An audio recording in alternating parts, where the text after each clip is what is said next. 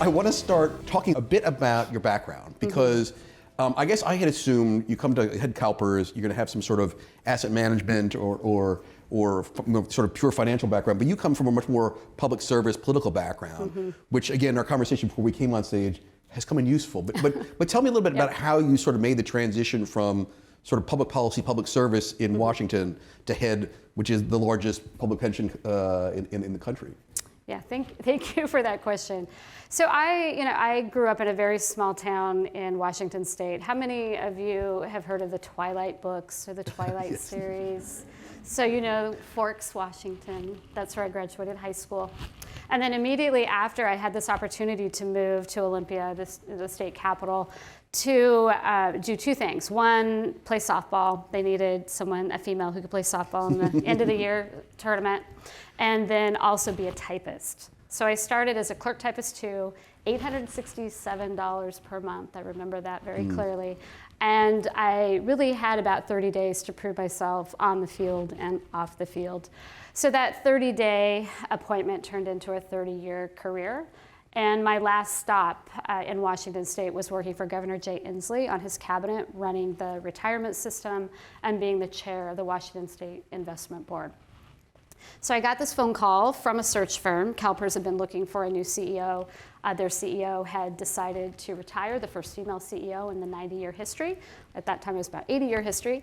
And it was a time that I was really enjoying the work that I was doing with Governor Inslee. He was the first person who really brought the climate crisis into my kind of world of thinking and what I might want to do with that.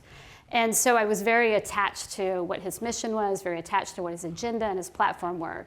But the opportunity to run CalPERS, the largest pension system in the United States, you can't say no immediately, right? You have to open up, you have to ask a lot of questions. And I was talking to your dean, and how I knew that it likely would be a good fit for me was the type of questions the board was asking me.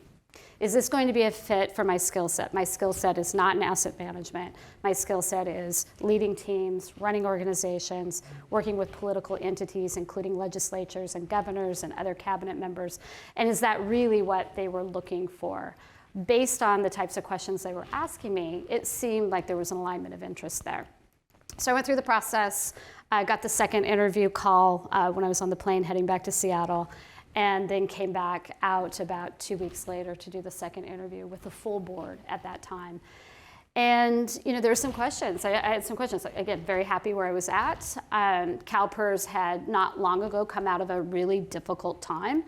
And is this a place where I could be successful? i.e., was the board going to support me? It's a very public position. We're a very transparent organization. And there are people who are just not going to like what you do every day. And they're going to question you on that. You're going to question your personal ethics. They're going to question your professional credibility. And so for me, it was making sure that I had a board, unanimous board, saying this is the person we want. And so when they called to offer me the job, that was the first question I asked the board president at the time was, what was the vote? And the vote was 13-0. So I decided to say yes. October of 2016, just after your dean started here, I started at CalPERS as its CEO. So one of the things you said before we got on stage, which I was amazed at, is that you're now 7 years. You were the longest serving CEO of CalPERS. Longest serving at 7 years. Which says something about the politics involved. And you mentioned that it was sort of one of the things that was sort of your skill set. Tell me about, and you mentioned you became CEO after a difficult time for CalPERS, a lot of focus on ethics and stuff like that. Tell me a little bit about, has that been harder or were you prepared, do you think, for that public scrutiny when you came to the job from your experience in Washington? I thought I was prepared. You're never really prepared for the type of scrutiny that comes in this job or even the chief investment officer role. But we had watched CalPERS. We saw CalPERS really struggling to go through that very difficult time. But immediately upon entering the organization, you saw the talent in the organization. You saw the drive to really repair the relationship that had happened. And remember, out of the 2,800 employees, there was only one person in the organization that was really the problem. The rest of the organization was excellent and was really just trying to figure out how to get out of this, bad time. And so, yeah, I think underestimating a bit, but I also don't know that you can really understand the impact of it until you're sitting in the seat and you're starting to get the questions, or you're starting to get, well, that doesn't, I don't agree with that. Why did they hire someone without a college degree, right? That was the first thing that I had to address back in 2018. The public scrutiny, well, let me change it, because you mentioned that, let me ask you, is it difficult to be CEO of an organization like CalPERS without the asset management background? Because you must have to lean pretty heavily on your team when it comes to making investment decisions. I don't make the investment decisions. I ask a lot of questions about manager selection, the type of thematics that we're looking at investing the $460 billion portfolio, but I'm not making the day-to-day investment decisions. We hire a very talented team that does that. I have a chief investment officer that does that. That chief investment officer reports into me. So I'm the executive of the fund. I'm not the investor of the fund. So the question I was going to ask is would you consider this political role, this scrutiny that you get from legislature, from the media, is that probably the hardest part of your job, would you say? Depending on the day, yeah, right? Depending on the day, that it can be very, very difficult. There was a story today about the revolving door at CalPERS for this chief investment officer role, and it's not truly reflective of the types of skill sets that we need in this role. There are three main things that we need, and I know we want to talk about that a little bit later, but it can be very distracting. And the secret, I think, that I've found, and I've worked through this over 7 years, is you have to figure out what really matters to the organization, what is really going to be an impediment to you moving forward and getting the results for your 2 million members. And if it doesn't matter, you have to compartmentalize it. You have to develop that thick skin to say, this doesn't matter if it's personal, doesn't matter if it's professional, but you got to move forward. And your critics win when they get in your way. You can't let those critics get in your way when they're being critical of something that is not relevant to the work of the organization. If you don't mind me, let me push you a bit about this, Yeah. because I think all leaders say that. But we're all human beings, and we have friends, we have family who read these criticisms, and how easy is that to compartmentalize that this is, you're going to go home and, I don't know, your parents call up and said, honey, I saw this piece, and are you really as terrible as they say? I mean, it could be a bit bruising even to someone in a prominent position. How do you compartmentalize that? It's actually gotten easier over time because there's so much of it. That it's gotten easier over time. I would say early on, I'd be walking down to my public affairs team, Brad Pacheco, who's here with me, and I'm like, what the heck is this? Right, I don't know the history on this. Why are they coming at us on this particular topic or this particular decision that we made in the portfolio? Typically, it's about the investment portfolio, because when you have 400 billion, 460 billion, 500 billion, people want to tell you how to invest it. And they really don't want you investing it for yourself. They want you to be sending that out to the external managers. So it's gotten easier. I have a great set of friends here. I have a great assistant. I have Kara Buchanan. She's here with me as well. But you have a support system, including my family. I have 3 children who live in Washington and Oregon. And if I'm having a really hard day, I talk to my children. I have 5 grandchildren. And you remember what's most important and the reason that you took the role. And it's not about your critics. Reason you took the role. So let me, the flip side of that question, if that's some of the hardest stuff you have to do, what do you find most enjoyable about the job? Yeah, leading the team, by far, it's about getting the team the support that they need to be able to be successful. That is by far my favorite part of my job, is just working with our 2,800 employees. It's interesting something you said, again, before we were on stage, you talk about attracting talent. I want to get to that too, but you say a lot of people who sort of early in their career who want to get experience, but also people at the end of the career who sort of want to give back, because it is, again, for an asset manager to have sort of a public interest mission must be rewarding as part of the job as well.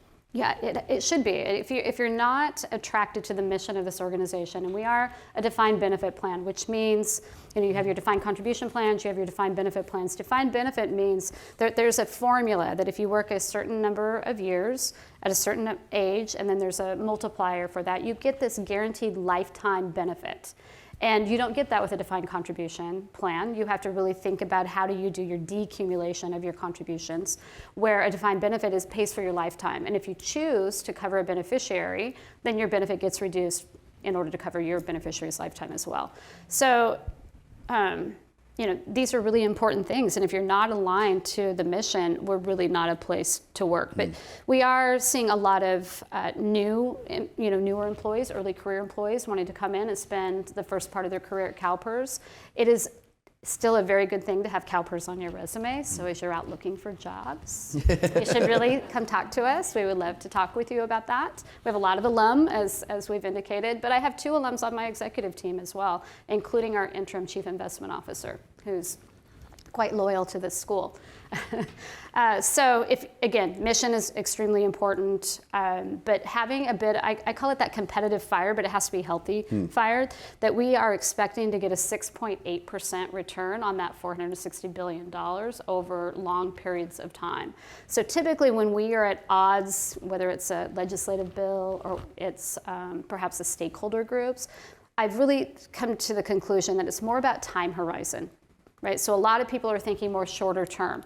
If you're a legislator, you might have a 4-year term, a 6-year term, and you're trying to get results within that time frame. Well, those results may not fit with a long-term investor like CalPERS. And I think the primary example of that is when we're talking to the legislature about, do we divest from certain assets or certain sectors from the fund? But to me, I've really boiled that down to a time horizon issue.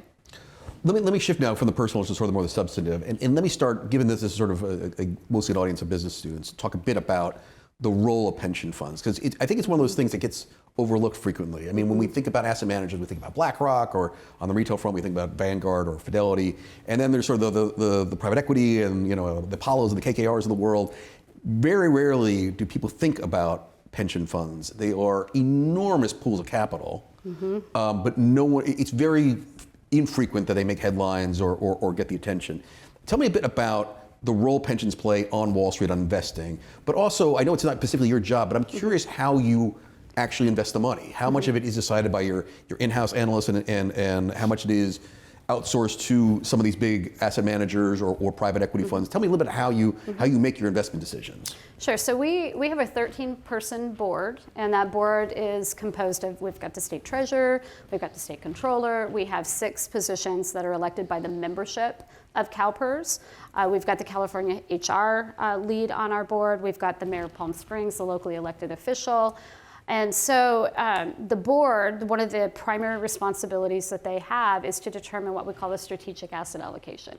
So how, across the various asset classes, will this $460 billion be invested? So how much goes into public equity, which we're global investors, so how much goes into global equity, how much goes into global fixed income, how much goes into private equity, private credit, real assets, which includes real estate and infrastructure.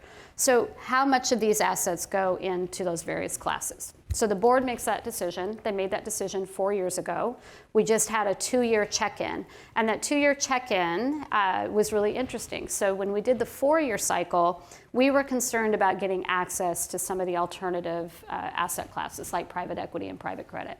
What we found is the deal flow available to CalPERS is really positive. And there's a couple of things happening. You saw the downturn in the markets. Some of our not really competitors, but other public pension funds, other institutional investors, they hit their policy targets very quickly based on that denominator effect. Their assets under management declined during that time. So they were at their policy targets. They didn't have liquidity available to invest in these illiquid assets.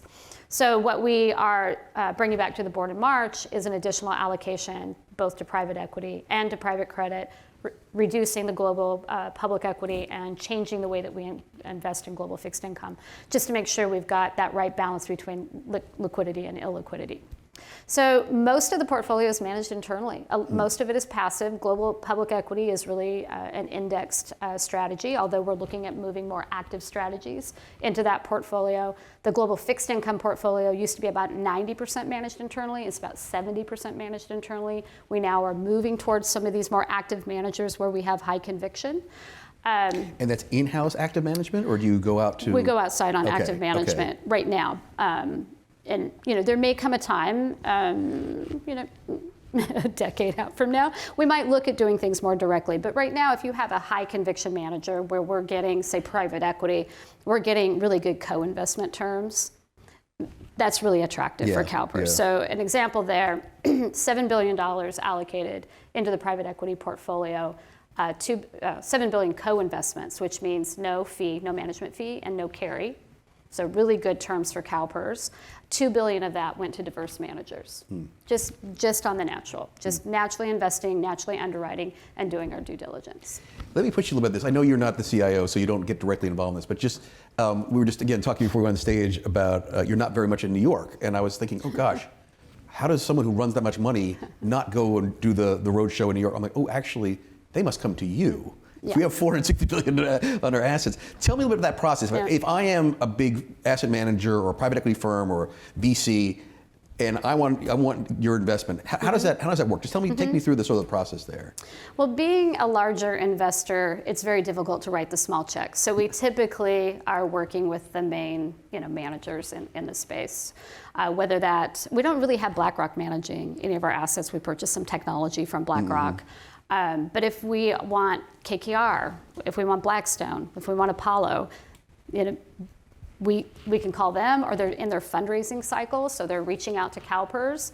And there may have been a period of time where we felt that we were a little bit lower on the Rolodex, so we were going out more to those GPs.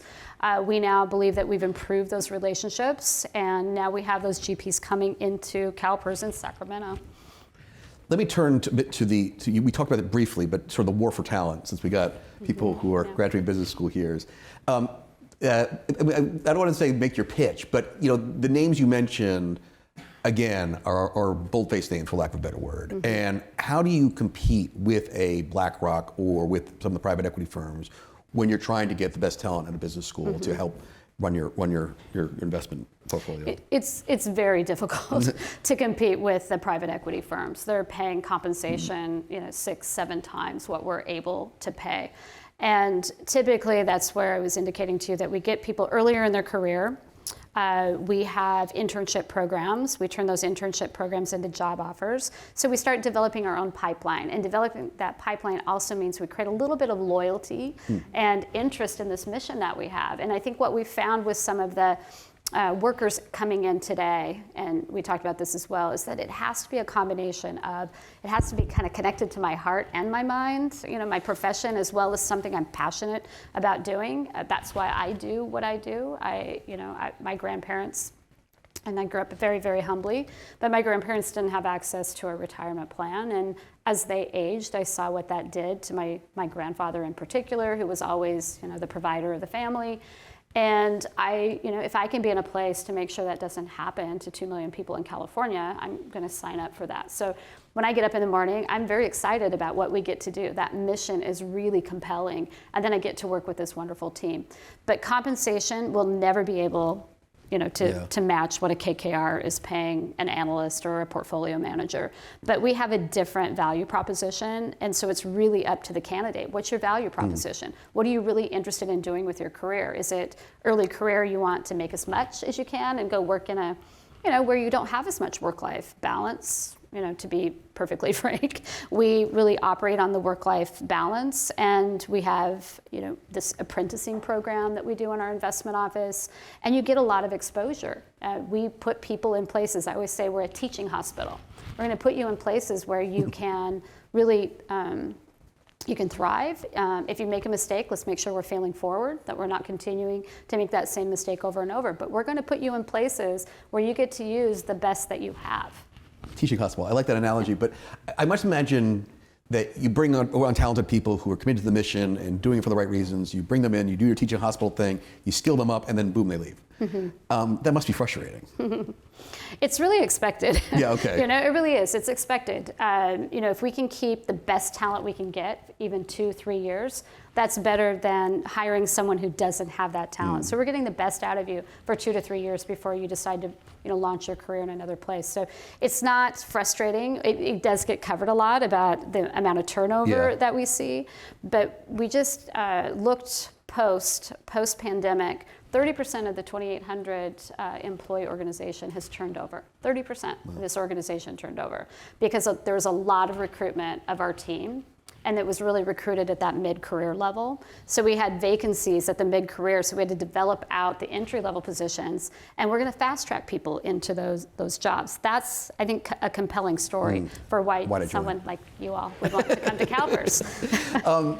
So one area where you did have turnover, which I suspect you did want to have turnover, as you mentioned, is the chief investment officer. It is. And you lost someone came on board, lost them again. It sounded like a lot of the pressures that you experienced yourself, public scrutiny, intense spotlight, kind of hit your CIO too. Talk to me a bit about how problematic it is to have the high turnover in that position, and how hard is it going to be to replace them given the pressures you were just describing? So 7 years on the job, and this will be my 4th chief investment officer. Wow. And that is a very high churn rate for any organization in a key position, and this is definitely a key position. But it goes really back to the stable, the second layer in the investment office has been there for a very long time. And the chief investment officer does not create the strategies independently of this team. And so we've got the interim CIO who's been at CalPERS for 17 years. We've got the head of our fixed income team who's been at CalPERS for 35 years. And so we have a lot of tenure there. But I think the best way to describe it is exactly how I mentioned it earlier. It isn't until you sit in this seat that you know what it feels like. So everyone, we go through the traditional interviewing questions, the simulation, what would you do in this particular example, and people think they have it until it happens. So remember, our chief investment officer just prior to Nicole Musico was a gentleman named Ben Meng. Who could have expected that the U.S. government was going to come after him because he was Chinese and accuse him of diverting CalPERS funds to China? That was the accusation. Congressman Jim Banks came out and made that allegation pretty clearly on social media. Fox News covered it. And this is just someone who has a lot of integrity, came to CalPERS because he wanted to give back. He had been at CalPERS once before. He had a view on what he called the 7% strategy. And this really knocked him off his game. There was a lot of fear. He had a lot of fear.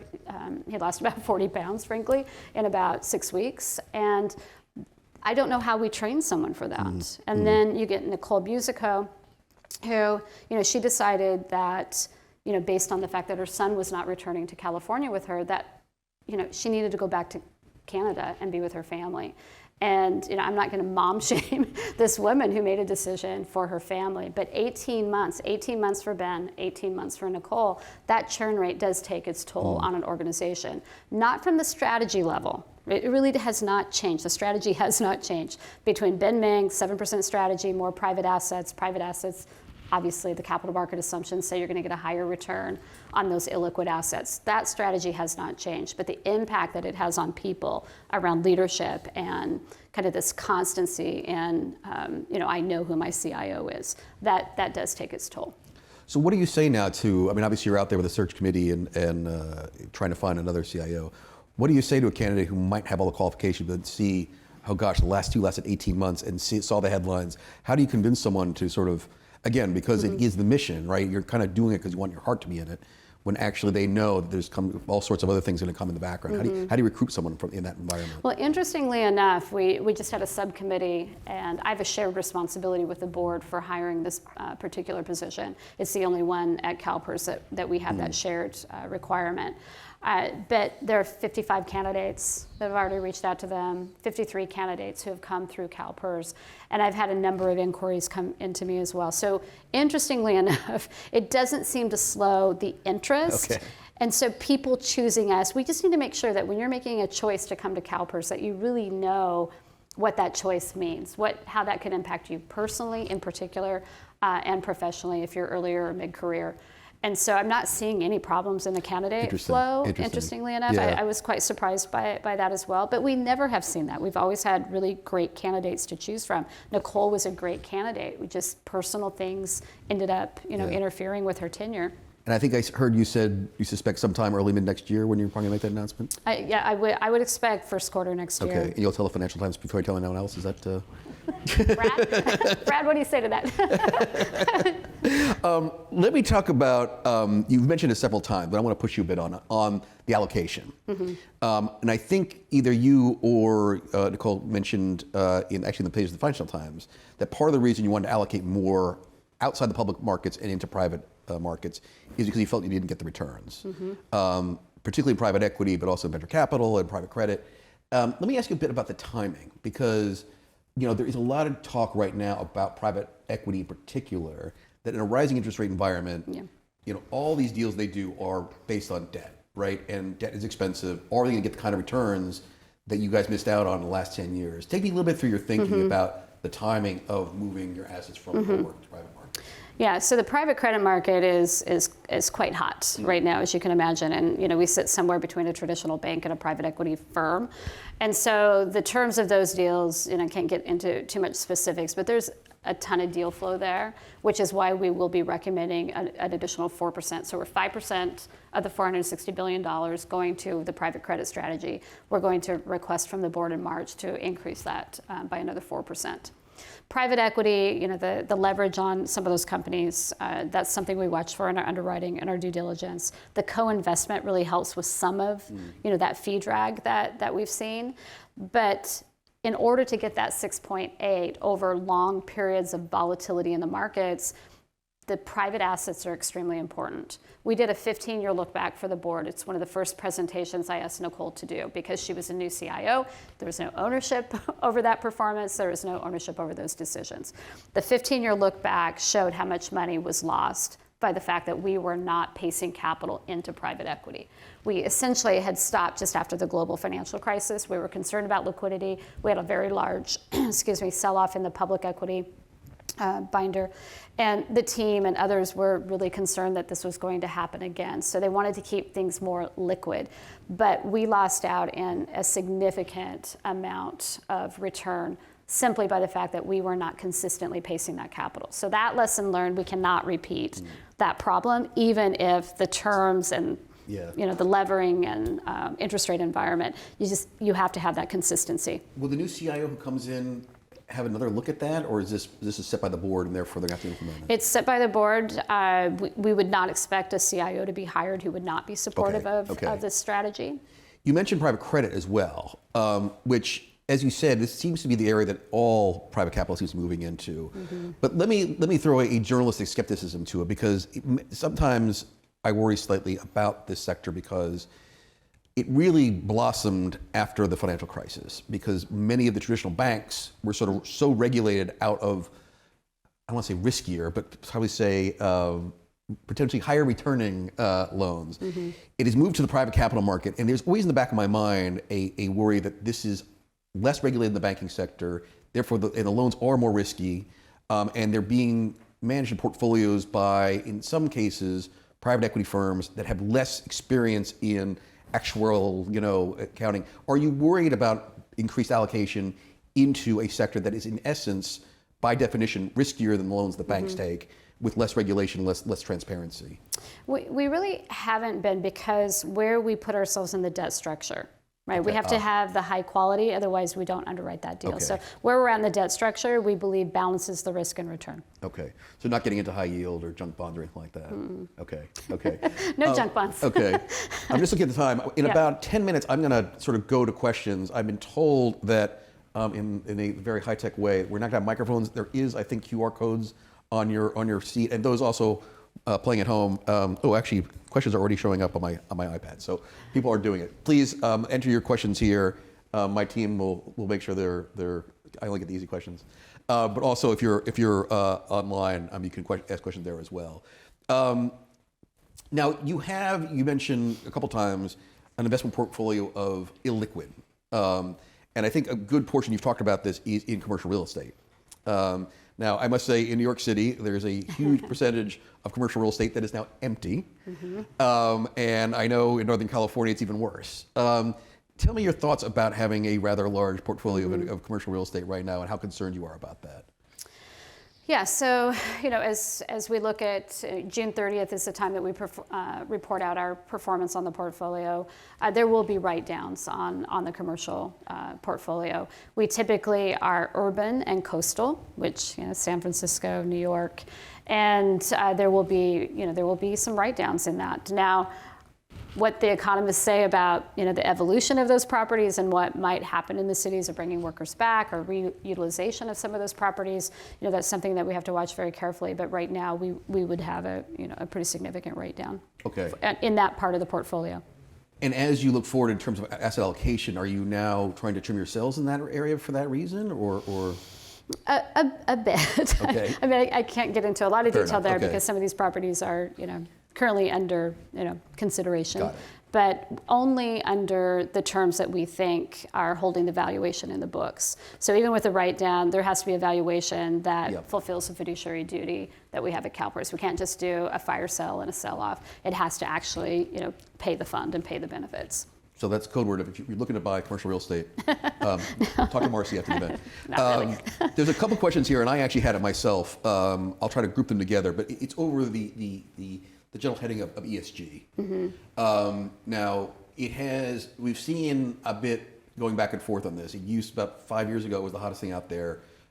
We would have events and everyone wanted to attach their name to it. We are environmentally sensitive, we like into governance, we're into societal issues. Yeah. We have seen a huge political backlash, not in California, but certainly in Texas, in Florida, even on the federal level, they call it woke capitalism.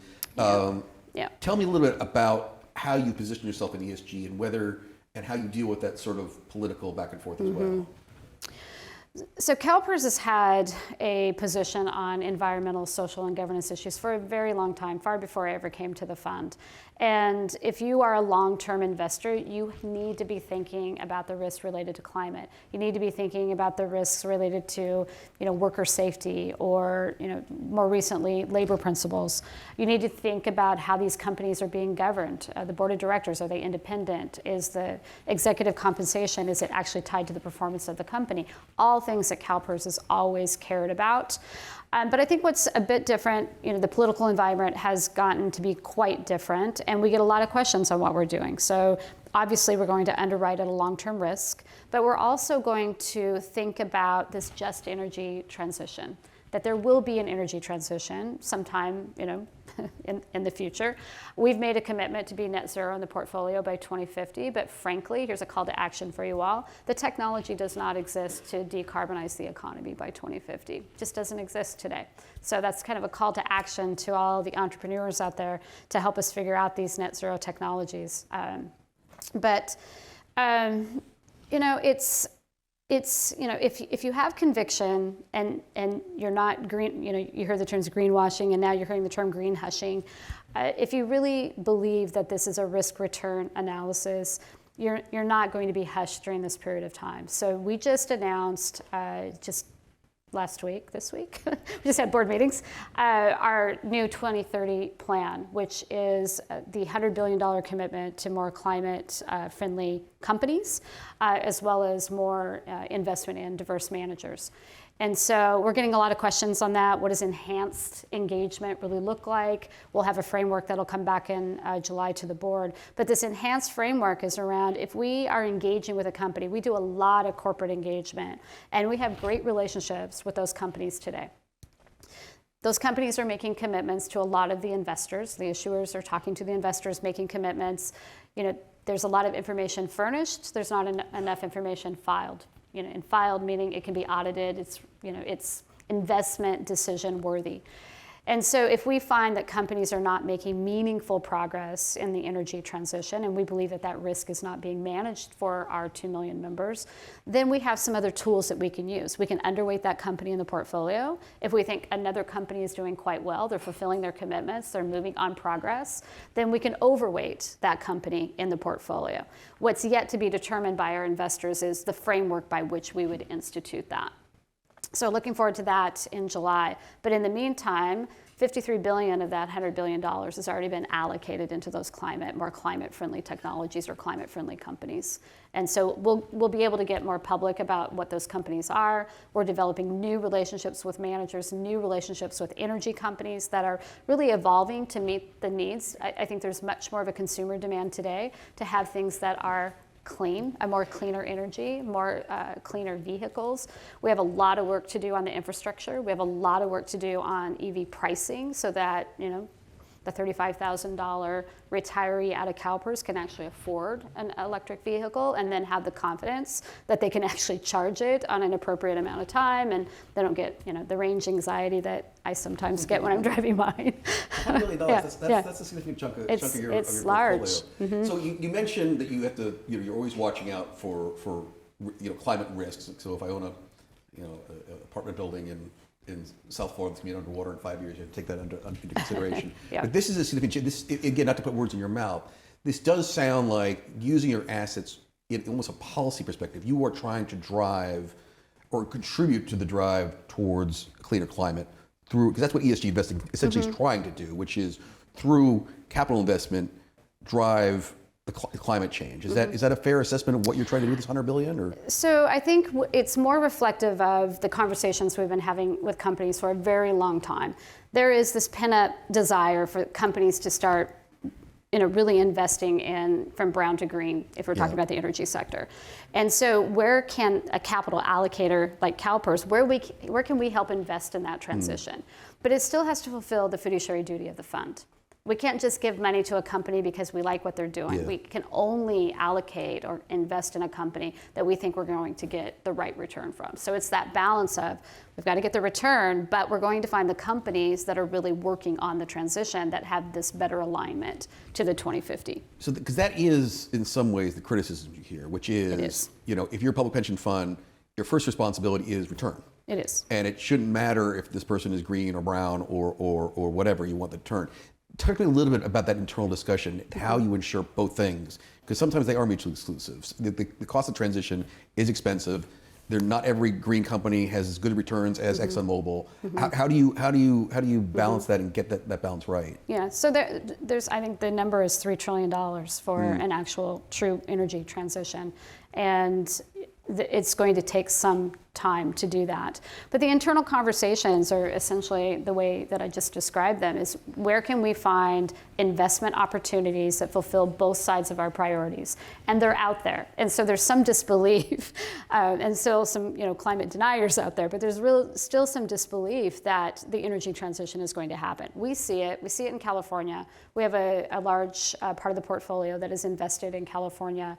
Our real assets portfolio has, sun, solar, wind technologies in it. I think 40% of that portfolio has been invested in more cleaner energy. But the conversations are, where can we find the ands? It's not the or. It's never the or. It's where can we find the ands? And there are a lot more ands out there. Another question coming here on this topic. Do you actively, lobby has a dirty word, it seems like a dirty word, but do you actively engage, that's a better one, with California state or even federal legislators on this issue to try to move the dial on it? We do, and most of the engagements or the conversations are really for education and communication. There's a lot of confusion out there. There is not a consistent definition of ESG, as an example. We have a definition that we use. Sometimes I wish we'd throw the ESG word out and just call it sustainable investing, something really simple like that. But we do engage with the legislature, and particularly if there are bills that would impact CalPERS, like a divestment bill or a reporting bill. We love reporting bills. Transparency is our friend. So we love those. We get behind those right away. But when it comes to divesting from a particular sector in the portfolio, the concern is it's more of this sledgehammer effect, like you're chiseling this out of the portfolio, and there are really unintended consequences that could violate the board's fiduciary duty or the CIO's fiduciary duty or mine. So we prefer to be more precise, right? Use analytics, really think through, make investment assumptions that if we decide to underweight a company or overweight a company, that's a company, not a sector. And that precision is really what's critical to continuing to move forward in this transition. Interesting. So how open have legislators been to that argument? Because obviously there is always movements to say no investment in the oil or gas industry, no investment in regions, Russia, that kind of thing. How successful you've been in sort of convincing companies, legislators, that actually it's better if we go company by company as opposed to? Yeah, I think it's mixed. I think that Senate Bill 252 is the bill we're talking about, which would require us to divest from the 200 top emitters. The Senate did pass it out of their side, and then it moved over to the Assembly.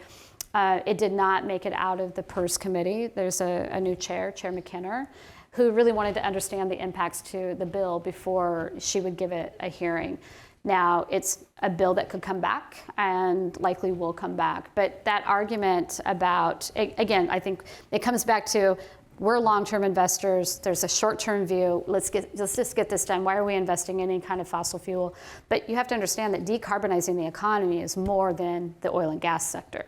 So CalPERS' approach is one that I think is more, holistic, where the entire economy, the entire portfolio, we need to help work to decarbonize that, not just chisel out this particular sector. So I think on some days that argument resonates quite well. Other days it doesn't. They just, they want that quick win. Really interesting question here about, again, how CalPERS operates. And the question is basically, do you engage with individual companies on these kinds of things? Because again, when we talked about it at the opening remarks, you said very reliant on indexing, which is obviously not particularly companies involved. If you're going to the BlackRocks or the private equity, you're not really engaging with individual companies. But it sounds like on a lot of these green issues, you are actually looking at individual companies. And are you doing direct investments in the companies yourself, or how does that work? So Climate Action 100 Plus is a group of investors, and it's an engagement effort by $55 trillion in assets behind this engagement effort. As a part of it, each of the institutional investors, like a CalPERS, we have companies that we directly engage with. So we have a set of companies that we directly engage with. And we've built very strong relationships with the teams. So our teams talk to these companies on a regular basis to really understand what they're doing in the space, what assets are they acquiring, what's their path, scope 1, scope 2, scope 3. When will you start filing that versus furnishing it? The SEC is wrestling with that right now, while the ISSB has already passed their standards there, and hopefully that will be a global standard.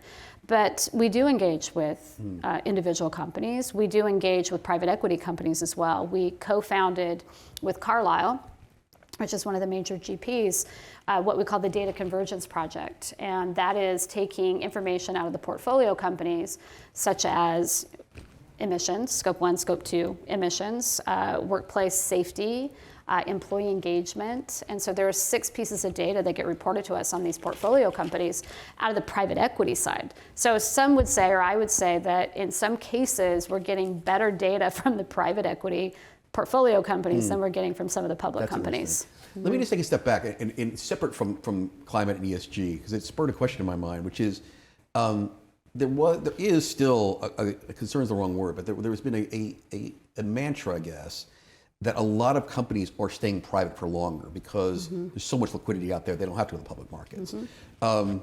That means that being able to invest in these companies, some of them very high growth, basically falls to venture capital firms and other sort of similar early stage investors.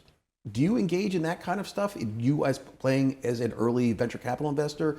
Is that something you'd like to get into, or do you work with a Sequoia or some of these other VC firms to get in early? How do you capitalize on some of these early stage, and even in some cases mid-stage companies that are not going public, to get the kind of returns that some of the VCs have been able to get? We actually just re-entered the venture space. We had been out for a period of time. We hired a new managing investment director over private equity, Anton Orlich.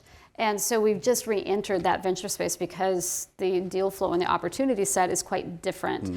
Early stage is still difficult for a CalPERS. Some of those checks are way too small, and we have a finite set of resources. And we tend to underwrite managers, not underwrite particular deals in the co-investment space. But we would be more mid to late stage venture, and Sequoia would be someone obviously we would be interested in. So you work through a venture capital firm. You're not sort of investing no, we're not in my doing company. direct. I'm starting in my we are not. All right, too bad. Did you have a company? Well, we'll talk about it after the session. peterspiegel.com. There was an interesting question here, which I'm embarrassed to admit I did not realize, which is, although you are enormous, you don't have the entirety of the public sector pension fund in California. We do not. The teachers, some of you might be interested, CalSTRS, he's outside. And someone asked, I guess it's a little in the weeds, but I'm interested in the answer. Had there ever been talk about CalSTRS and CalPERS getting together, given that you do very similar things? There are efficiencies to be had there. Has that ever been mooted? Not that I'm aware of. I think that would be extremely difficult. I mean, these are organizations that have been in existence for decades and have their own independent boards who oversee. And so CalSTRS has only the teachers. They have one retirement plan. They have a single stakeholder group, and then you bring in CalPERS, and we have everyone else other than the 39 Act cities or counties. So Alameda, for example, has its own. Marin has its own. San Joaquin. And so I don't think that would work. Okay. Yeah, and I'm not aware of any proposal in our history. So someone asked here, I guess I brought it up earlier about Russian assets and companies. Let me ask it in a bigger way. We obviously have a number of asset bans. Russian companies, now we're seeing the Treasury Department put out constraints on Iran and other things. How do you manage that? I mean, do you have your own due diligence to make sure your portfolio is not invested in things that have been prescribed by the federal government? How difficult is it to manage that, and how have you tried to sort of, again, divesting is I guess the word. Have you been forced to divest in some of your funds or some of your assets because of moves the government has made on, again, Russia or Iran or some of these other bans? Yeah, so we really look to the federal government, and this came up not so long ago on investments in China. Yeah. And the Office of Foreign Asset Control is the one who will blacklist, a particular, geography.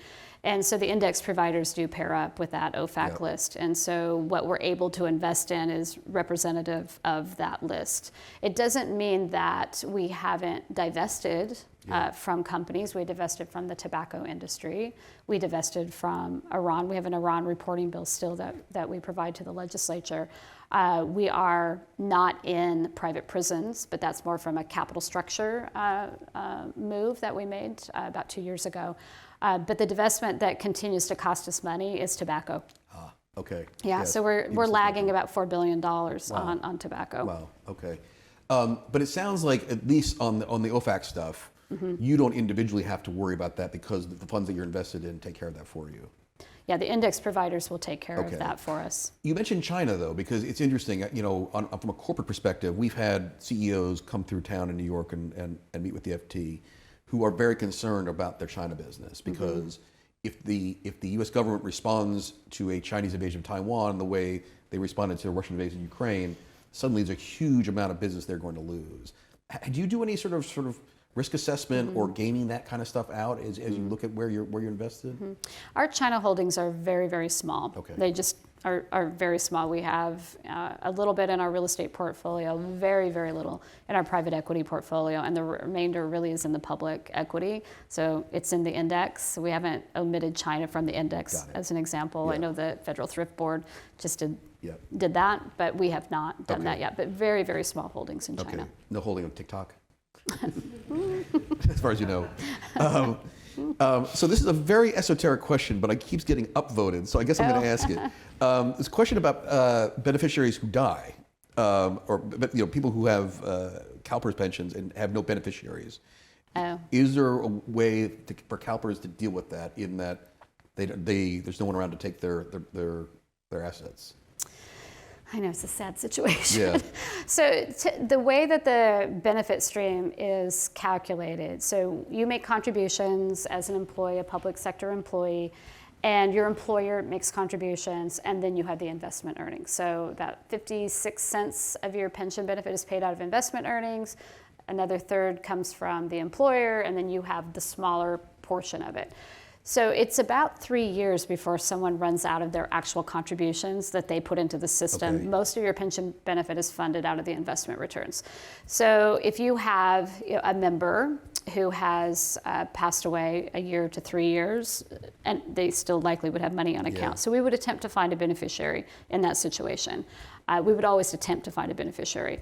But we do have cases where they've done a single life and no beneficiary on record, and that's mortality. That's part of the mortality assumption. And you take that money, go to Vegas, put it on red.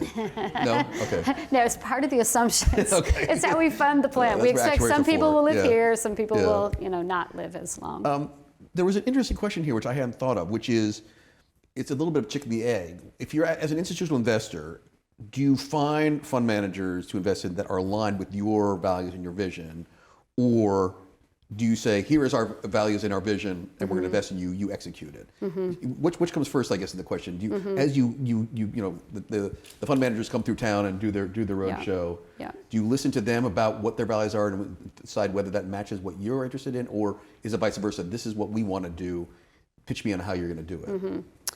Well, it's typically a conversation, and it's a conversation with a bit of a divide, and that divide is getting smaller over time.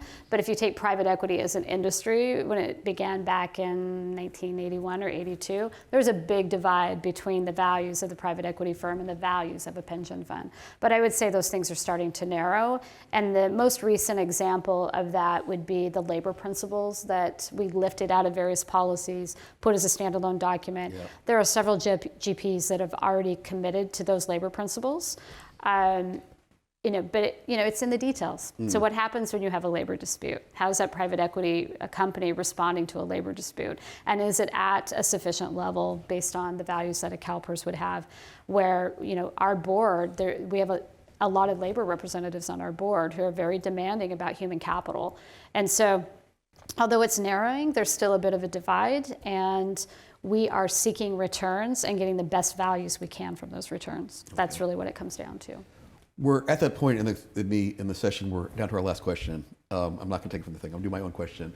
I made this in the best way. When you described your career at the beginning, it was almost an accidental career in that you went from softball star to CEO of CalPERS, almost, I don't want to say by accident, but one a step at a time. Yeah. If you were to start all over again and say, I'd like to do something else with my life, what would that other thing be? If you were not running a giant I love what I do, and it wasn't accidental. It was all intentional. Based on the opportunity set I had before me. One of the, I think the hallmarks of my career is I chose leaders. I didn't choose jobs, right? So I chose people who were going to be my ally, who were going to help me, be my sponsor, teach me things that, again, I didn't have the formal education, but I worked for some amazing people. If I wasn't doing this, I have this creative side to me as well, so I likely would be doing something closer to what my younger daughter does, which is in the design business. She is a part owner of a female-owned company in Portland, Oregon. Oh, fantastic. And do you want to plug that's it? What she does at Vita Design. So last year I asked the CEO of Franklin Templeton that question. She said she wanted to be a cowgirl. So, a cowgirl? Okay. Yeah. No, not that. Not a cowgirl? Okay. No, not Great. that. Anyway, please help me thank Marcie Frost, the CEO of CalPERS. Thanks very much. Thank you.